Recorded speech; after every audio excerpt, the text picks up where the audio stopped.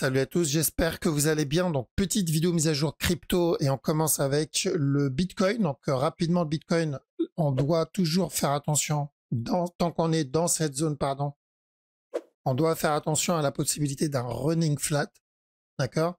Donc, si on reste dans cette zone, à chaque nœud plus haut, on doit faire attention à un potentiel C.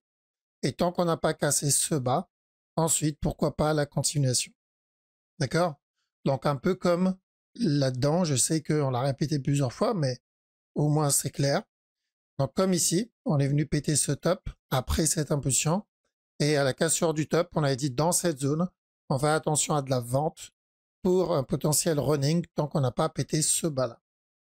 Alors, analyse qu'on n'a pas, donc on n'a pas fait la même analyse, pardon, quand on était ici, par exemple. Ici, on cherchait la cassure du top, mais une fois que le top est cassé, on n'a pas cherché un C pour un running. Ici, on ne cherchait pas un running. On cherchait la continuation. D'accord? Donc, c'est pour ça l'analyse là-dedans, là-dedans et là-dedans ne sont pas les mêmes. D'accord? Pas les mêmes analyses parce que ce n'est pas la même structure.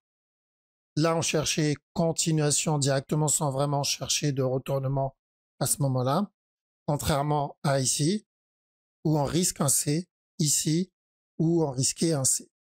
Et si on descend en petit time frame, donc là, évidemment, je m'adresse aux débutants pour qu'ils comprennent un peu mieux le concept de structure.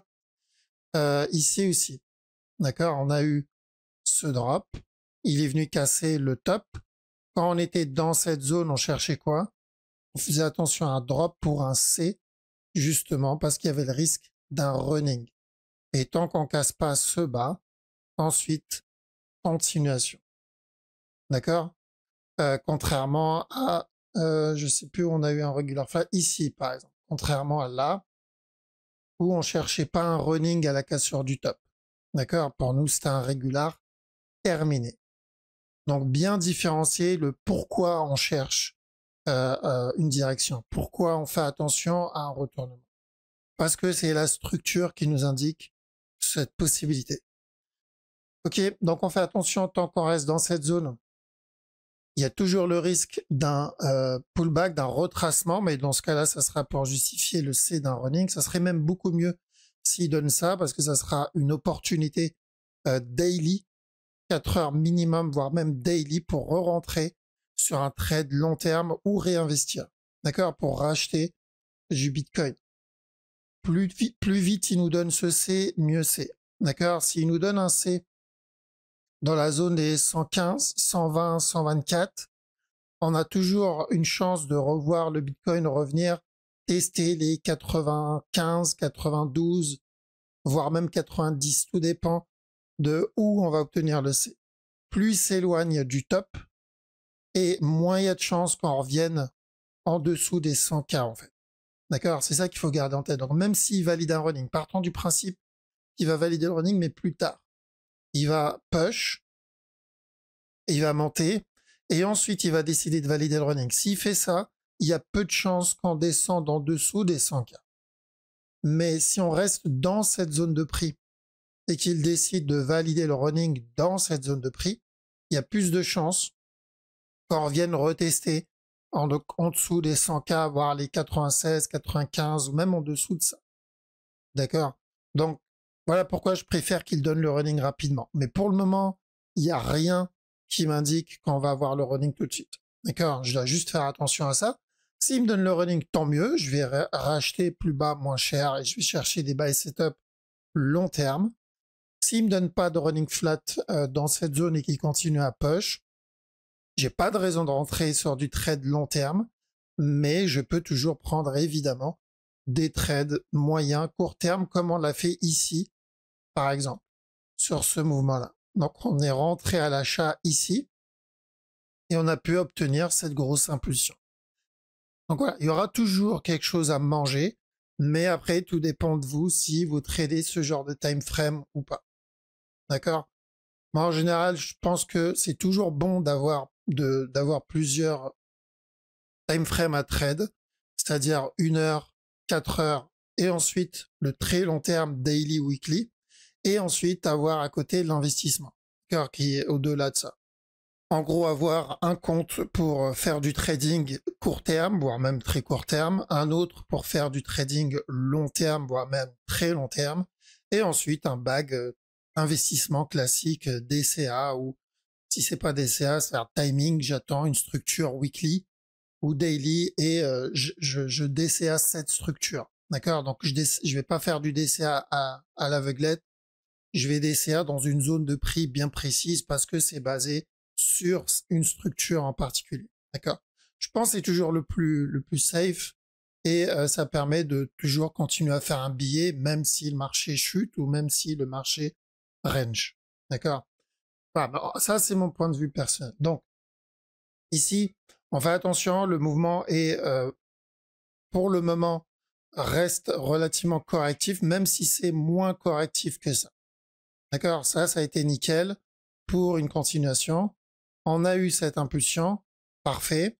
Et maintenant, il est en train de corriger. Et tant qu'on reste dans cette zone de prix, on va chercher la même chose pour revenir péter le top. D'accord?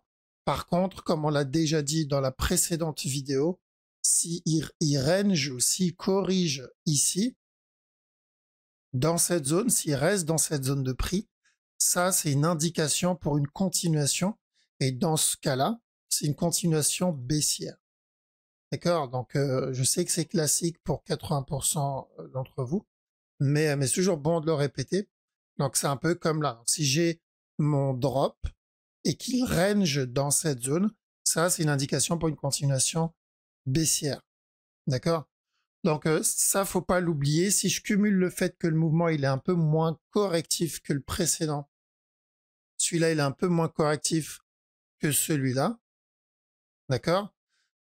Plus si il corrige dans cette zone, ça en général, ça indique une structure corrective un peu plus grande. Encore une fois, ça ne veut pas dire ça y est, Bitcoin demain zéro.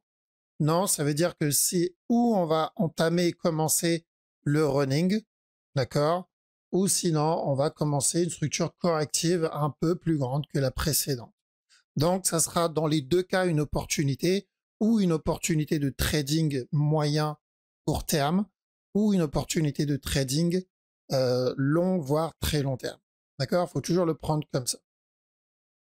Ok, donc ça c'est pour cette structure, toujours la même direction. Par contre, attention en interne. Donc heureusement, on a cherché à vendre et à prendre des TP dans cette zone parce qu'il y avait le risque du running, ce qu'il a validé. Et là-dedans, ce qu'il donne, ça ressemble pas vraiment à des buy setup. Hop, ça ressemble pas vraiment à des buy setup. Donc on a eu ce push, on a retracé le push. Donc tant qu'on n'a pas pété ce bas, on fait attention. On peut très bien revenir tester le top. Et le truc, c'est que s'il vient et il casse le top, tant qu'on reste dans cette zone de prix, là, il faudra faire attention à un régular. Un A, un B, un C, et ensuite encore un autre plus bas. Si par contre, il casse pas stop et je le vois par exemple donner ça, c'est une autre histoire. Là, on partira pour un running, mais pour la même direction. D'accord? Donc pour le moment, c'est correctif. C'est pas vraiment très haussier comme move. En tout cas, dans cette time frame, 1 heure, 15 minutes et en dessous. C'est pas vraiment aussi. La structure 4 heures, elle reste encore corrective, en tout cas suffisamment pour tenter des buy setups s'il y en a.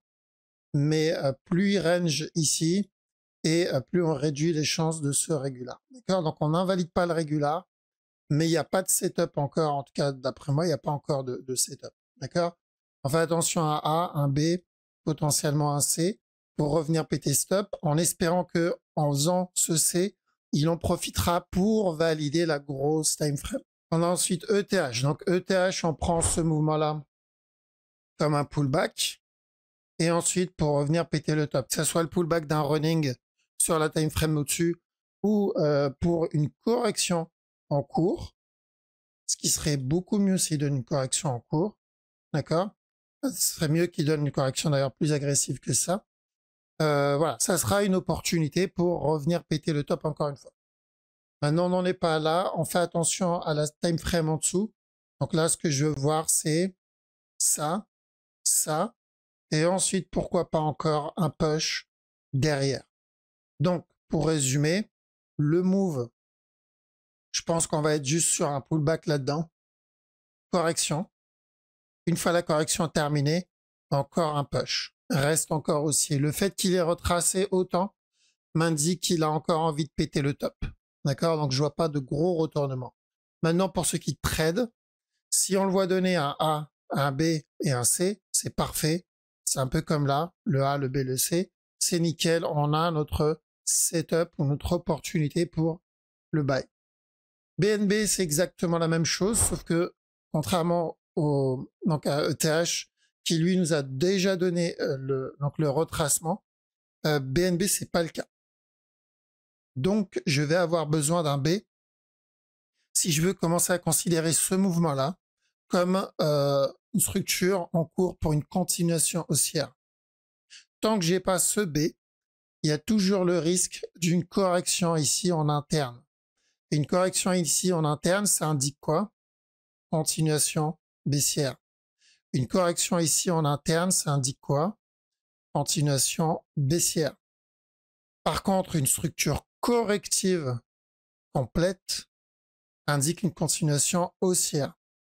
Une structure corrective complète indique une continuation haussière. D'accord? C'est là où il y a où on verra à peu près la différence, en tout cas, et la time frame dans laquelle on est en train de développer la structure. Ok, donc Litecoin c'est bon, l'objectif on l'a atteint, donc on voulait un B ici, validé, on voulait de la vente pour un C pour venir péter ce bas, validé, on voulait ensuite de l'achat pour revenir péter ce top, validé. Donc 3 sur 3, c'est très bien, on n'a pas toujours du 3 sur 3, des fois c'est allez 2 sur 3, quand il nous fait comme celui-là par exemple, un contracting, alors qu'on voulait un régular, mais bon, donc ça c'est bon. À partir de maintenant, il n'y a pas grand-chose à faire. Donc tout ce qu'il va faire ici va concerner cette impulsion tant qu'on n'a pas cassé ce bas. Ça veut dire quoi? Ça veut dire que tant qu'on ne pète pas ce bas, tout ce qu'il va faire ici, ça va être probablement pour juste corriger cette impulsion et continuer son push. Donc tant qu'on n'a pas minimum une correction ici, bon, on reste à l'écart. On a le sol, comme je l'ai déjà dit. Ce que je veux voir, c'est comme pour BNB, c'est ça, c'est exactement comme pour BNB. Je veux voir ou un B et ensuite un C. Et là, c'est parfait. Ou sinon, à la limite, même si c'est pas très propre, il peut continuer à push encore un peu, mais il faut pas qu'il pète ce bas. Et là, il y a le risque d'un running flat. Ça peut se tenter, même si c'est pas le running le plus intéressant. D'accord, donc trop tôt pour le moment, en tout cas sur la majorité des altcoins qu'on va voir ici. Après, attention au running là-dedans, ça on l'avait déjà vu. Le push, et ensuite encore un autre plus bas. Ce qui trade en petite time frame, c'est exactement pareil que ETH.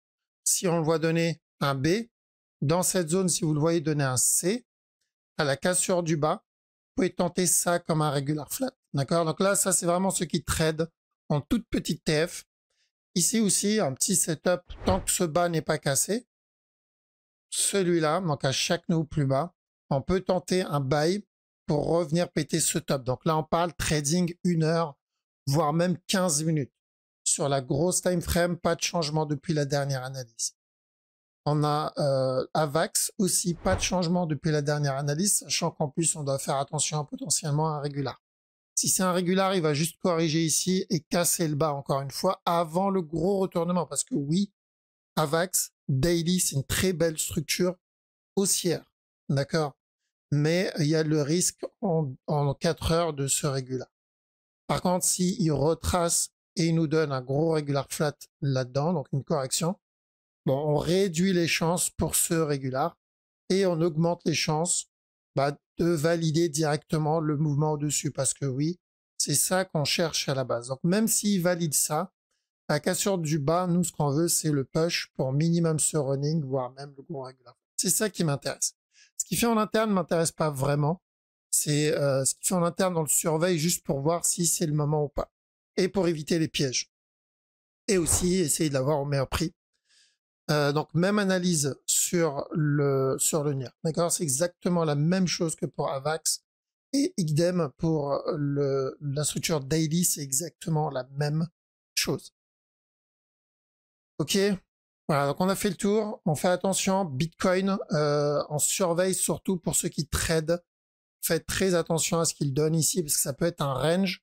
Donc, s'il revient péter ce top pour valider le potentiel régular, protégez-vous au cas où c'est un régular. Maintenant, si le régular se transforme en une impulsion et il vient directement valider la structure au-dessus, tant mieux, mais ne partez pas directement sur ça, c'est risqué.